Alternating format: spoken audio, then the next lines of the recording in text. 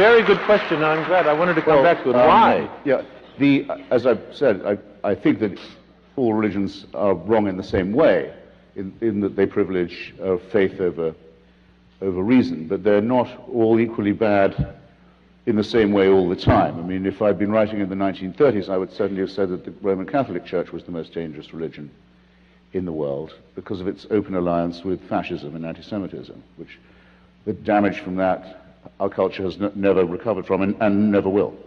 But at the moment, it's very clear to me that the most toxic form that religion takes is the Islamic form. The horrible idea of wanting to end up with Sharia, with a religion-governed state, a state of religious law, and that the best means of getting there is jihad, holy war, and that Muslims have a special right to feel aggrieved enough to demand this, I think is absolute obscene wickedness, and I think their religion is nonsense. And in its entirety. The idea of God speaks to some illiterate merchant warlord in Arabia, and he's able to write this down perfectly, and it contains the answers to all human. Don't waste my time. It's bullshit. But you're saying the same also that God speaks.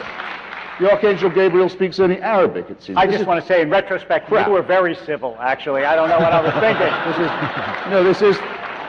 Is this the same characterization of all religions? Well, actually, no, because remember, Islam makes one special claim for itself.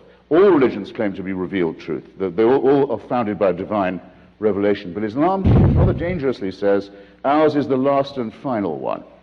There can't be any more after this. This is God's last word. Now, that's straight away a temptation to violence and intolerance, and if you note, it's a temptation they seem quite willing to fall for. Rabbi, second, I had another motive, which is this. If you remember Dick Gregory, the older comrades here will, great black comedian and civil rights activist, when he came to write his memoir, he called it nigger. Right. It upset a lot of people, including his old mum, who called him and said, why are you doing this? And he says, Mama, every time you hear that word again, they're selling my book. So every Allahu Akbar reminds people that we're in a very serious struggle